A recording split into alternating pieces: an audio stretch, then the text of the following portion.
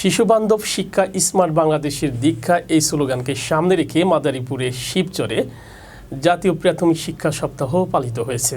মাদারীপুর শিবচর প্রতিনিধি জানান, জাতীয় প্রাথমিক শিক্ষা সপ্তাহ উপলক্ষে আজ সকালে শিবচর উপজেলা প্রশাসন ও উপজেলা প্রাথমিক শিক্ষা অফিসের আয়োজনে উপজেলা ইলিয়াস আহমেদ চৌধুরী অডিটোরিয়ামে আলোচনা সভা, সাংস্কৃতিক সমাপনী ও পুরস্কার বিতরণী অনুষ্ঠান অনুষ্ঠিত হয়।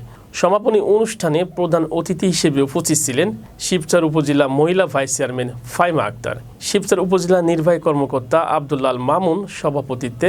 আরও উপস্থিত ছিলেন উপজেলা ভারপ্রাপ্ত প্রাথমিক শিক্ষা কর্মকর্তা উত্তম কুমার পাল, উপজেলা সহকারী শিক্ষা অফিসার শফিকুল ইসলাম, উপজেলা প্রাথমিক শিক্ষক কল্যাণ সমিতি সভাপতি গোলাম মওলা, সাধারণ সম্পাদক রবিউল ইসলাম, শিবচর মডেল সরকারি প্রাথমিক বিদ্যালয়ের প্রধান শিক্ষক মিঠুরানী কুণ্ডু, গোয়াতলা মডেল সরকারি প্রাথমিক বিদ্যালয়ের প্রধান শিক্ষক এ কে এম ফজলুল হক সহ বিভিন্ন সরকারি প্রাথমিক বিদ্যালয়ের প্রধান শিক্ষকগণ এবং শিক্ষক ও শিক্ষার্থী উপস্থিত ছিলেন। পরে বিজয়ীদের মাঝে পুরস্কার বিতরণ করা হয়।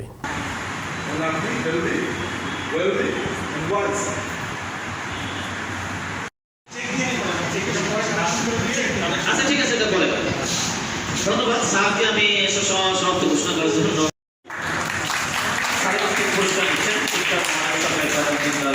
প্রধান শিক্ষক মিঠু আপা, এরপরে আমাদের কাছ থেকে পুরস্কার নিচ্ছেন বৃষ্টি এবং প্রথম স্থানে পুরস্কার নিচ্ছেন শ্রদ্ধাভাজন আজকে সম্মানিত সভাপতি এবং দৃশ্যের কাছ থেকে।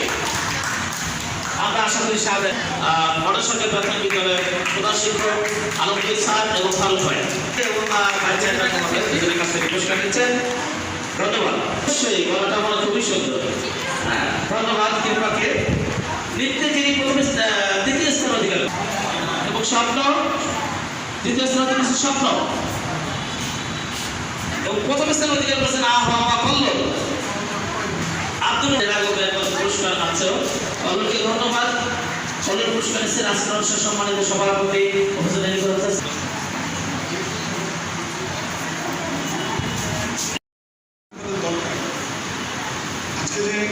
আমাদের মা বাবারা অনেক বেশি ফিজিক্যালি স্ট্রং, আমরা তাদের তুলনায় কম শক্তিশালী।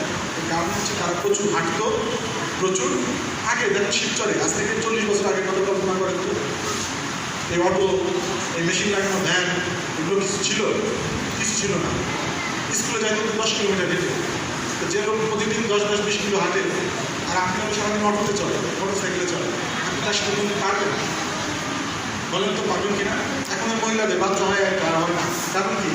আগের আমার চাচিদের, মাদের, আমার দাদিদের যেভাবে ঢেকি পাড়াইতে দেখছি আমরা ছোটোবেলায়, যেভাবে তারা মশলা পারত 2 হাত দিয়ে পাকা, এখন মহিলাদের কাছে ব্লেন্ডার বেশি। তার ফিজিক্যাল শক্তি নাই। সে যে বাচ্চা জন্ম দেবে তার শক্তি থাকতে হবে শরীরে, শক্তি নাই গায়ে। বাচ্চা জন্ম দিতে তো গায়ে শক্তি লাগে, রোগ প্রতিরোধ ক্ষমতা লাগে, এগুলো কিচ্ছু নাই। সারাদিন হলো পড়াতে থাকে, সারাদিন হলো বাসায় বসে ব্লেন্ডারে মশলা তৈরি করে, তারপর হচ্ছে সারাদিন টিভি দেয়, কাজগুলো কাজ করে দিয়েছে। তাহলে আপনার শরীর শক্তি বের কোথা থেকে? আপনি যে বাচ্চা জন্ম দেবেন, আপনার তো সেই সক্ষমতা নাই, ফিজিক্যাল কোনো পরিশ্রম নেই, কোথা থেকে পারবেন? রাতারাতি সব কিছু হবে না। আগুন থাকলে মানে কোথাও যদি ধোয়া থাকে বুঝতে পারবেন আগুন আছে। একটা মহিলার 4টি বাচ্চা, তারপরে নিশ্চয়ই মহিলা শক্তিশালী, এই জন্য সে 4টা বাচ্চা জন্ম দিতে পেরেছে। এমনি এগুলো হয় না। আগেকালের মানুষের যে বেশি ভাই বোন হতো, আগে বেশি বাচ্চা হতো, কারণ আছে শক্তিশালী, ফিজিক্যালি ফিট। এখন নাই, দিন আরো কমবে। 2050 সালে বাংলাদেশের জনসংখ্যা হবে 7 কোটি। 2050 সালে বাংলাদেশের জনসংখ্যা কত হবে? 7 কোটি। কারণ অনেকে একটা বাচ্চা থাকবে, কারো থাকবেই না। এটা হচ্ছে সামনে ফিউচার। সুতরাং আমাদের সন্তানদেরকে ফিজিক্যালি, শারীরিকভাবে তৈরি করতে হবে। আপনি যদি শারীরিকভাবে তৈরি না করতে পারেন তাহলে এই বাচ্চারা পারবে না।